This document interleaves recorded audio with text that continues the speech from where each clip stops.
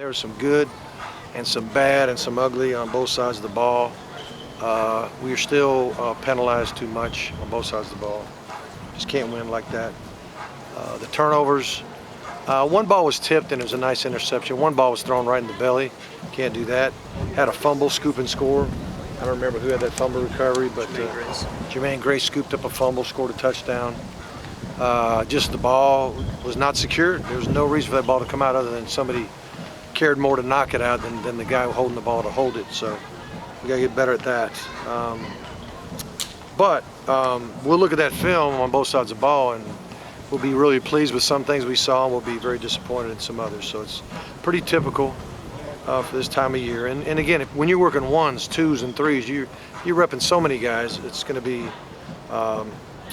just a lot of ups and downs. But you know, considering it was the first scrimmage, considered it's practice number 9, I thought it was a good day. And I don't believe anybody got banged up. Somebody might have got a little sore, but we didn't have to stop play for anything. I don't think anybody had an issue injury-wise.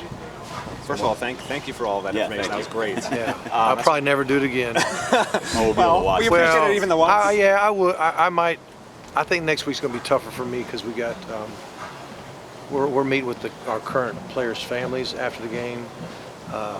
You know, I'll have a minute to talk, but I got to spend time. I don't think I can be with recruits off campus. I don't think you can. But what we're doing is after the post-game meal, or the post-game meal will be with our current players' parents, so we can get to know them. I mean, we're getting to know the players, but not their parents. I try to twice a year have events, one in the spring and one in the fall, where the coaches and the current players' families can get together and spend time. So this will be the first one in the spring. So with Kaya, the 4 touchdowns jumps off the page. What did you think of his day? Mostly, he only threw one ball that I can remember that was wide open and he just missed him. Super accurate other than that. There may have been a drop ball here or there, I think. I think he really was, his accuracy grade will be higher than his percentage, meaning, you know, I'll grade it, what did he hit his target? If he's 0 for 10, but he hit his target, they dropped 10 in a row, to me, his grade will be 100% accuracy. So his accuracy grade will be higher than his actual passing percentage. But he threw one ball to a guy that was wide open that it hit him. It had been a tough catch, but it just wasn't typical of him. And what was your 2 interceptions? What could he do better?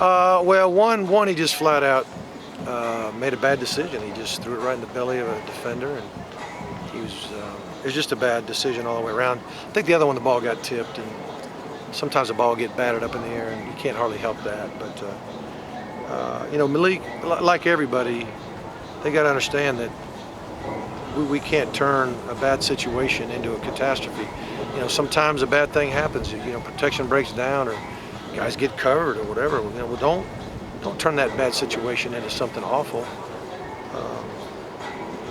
Throw it away. Take a sack if you have to.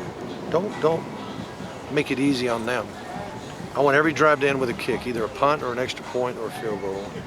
And when it ends in a turnover, it's just not a good thing.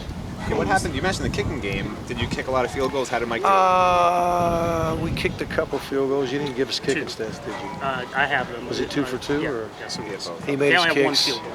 One field goal, one extra point, one field goal? No, we had a lot of field goals. Oh. Every time we scored a touchdown, we kicked a field goal in the beginning. We probably kicked, I don't know, 4 or 5 extra points, and we had one field goal. We had one with Beza.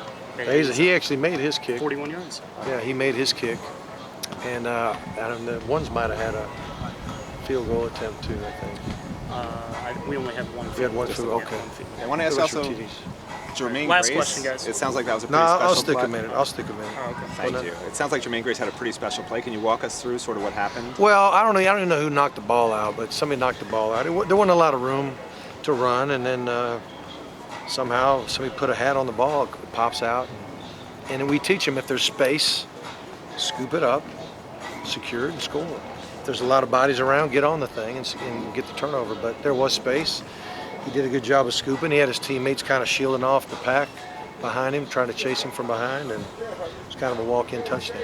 Mark, you mentioned the penalties, which was such a problem for this group last year. I mean, it's just something they seem to not be able to get over. How do you? Well, it's early.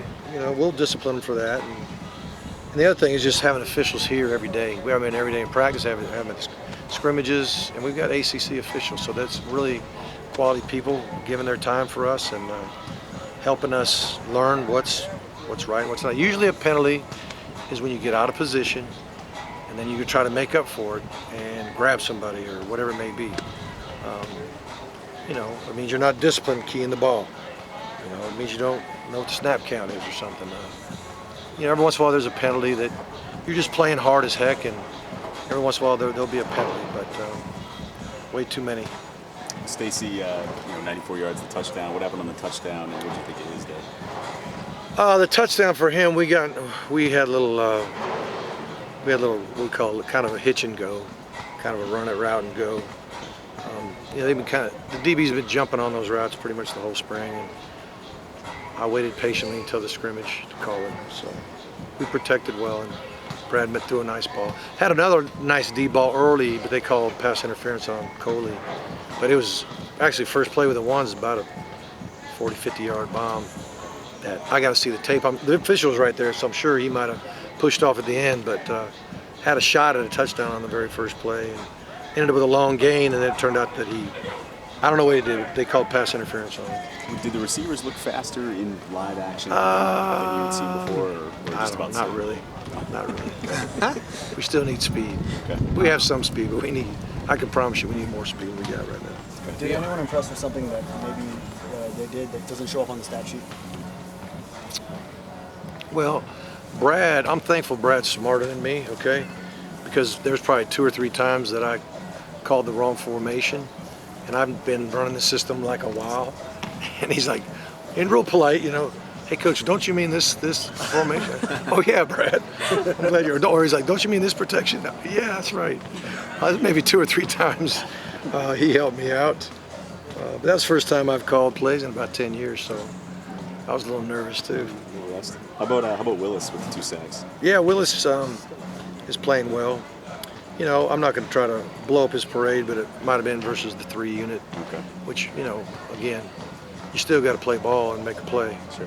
But he's had a very good spring, and I like what he's been doing. That context helps, though, for sure. Sir? That context helps for sure. Well, yeah, and I'm not positive of that, so I really shouldn't have said that because I don't know for sure. But all I know is he's playing hard and he's doing what we're asking him to do, and I've been very pleased with him. Was Quan effective, Quan Muhammad? I don't remember. And in these drills, there were probably a few times there would have been a sack, and maybe when we had called a sack, guy might have got away. We just got to try to use judgment. I tell the officials to err on the side of letting the ball get thrown. So he might have been much more disruptive if he could have actually hit the quarterback. So, and that's true for all those defensive ends. We'll get one more and then we'll get out of here.